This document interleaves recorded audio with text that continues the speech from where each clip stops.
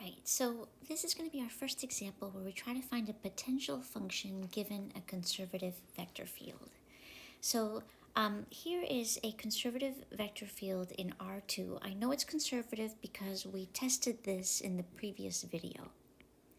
So this is conservative. We looked at the partial of g with respect to y and the partial of, g with respect to x and partial of f with respect to y, and saw that this is a conservative field.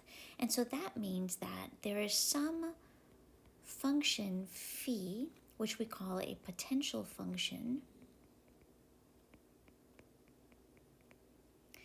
such that the gradient of phi is our vector field f.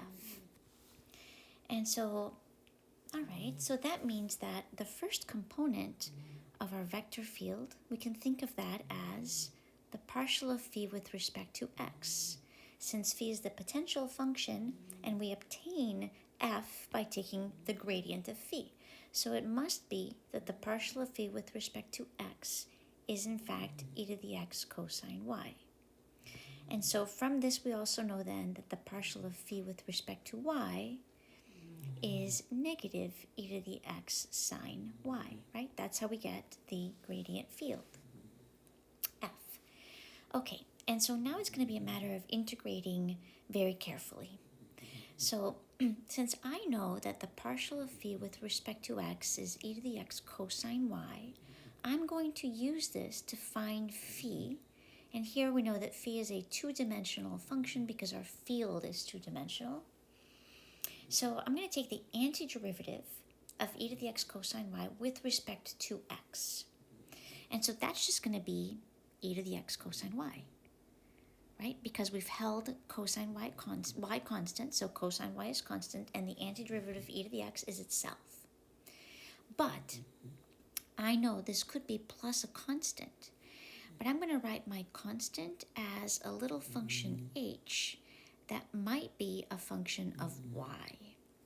And that's because I'm adding a constant with respect to x. So it could be a function of y, because if I take the derivative of 3y with respect to x, that's going to be 0. So I have to allow for the fact that here we might have a constant with respect to x. So this is my first step in finding phi of xy. Now, we need to use the fact that the partial of phi with respect to y we know to be negative e to the x sine y. So we're going to take the function that we're constructing, and I'm going to find the partial of this function with respect to y and set it equal to what I know it should be, which is the second component of our vector field. So the partial of the function that we've constructed with respect to y, the first component, that's going to be negative e to the x sine y. So I'm taking the derivative with respect to y, and I don't know what h looks like, but when I take the derivative of h with respect to y, I'm just going to call that h prime of y. Now, we know that these two should be equal to each other, because we know what the partial of phi with respect to y has to look like. Okay, so let's set those equal to each other.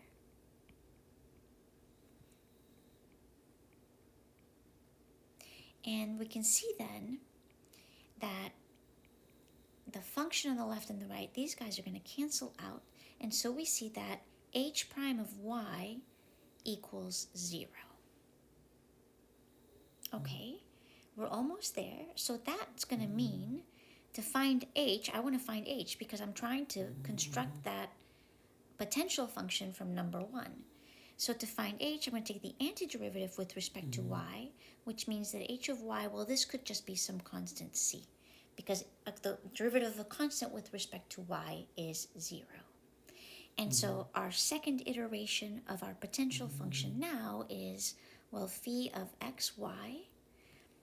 If we go back to 1, we know we have the component e to the x cosine y plus some constant c. And hopefully we have found our potential function. And I say hopefully because we can, of course, check that this is the case. We're going to check by finding partials. So if we find a partial of phi with respect to x, that should be the first component of our vector field. So taking the derivative with respect to x, that's just going to be e to the x cosine y, because the derivative of e to the x is itself. And yes, that is the first component of our given vector field. Now, if we take the partial of phi with respect to y, we want to make sure that we have the second component of our vector field.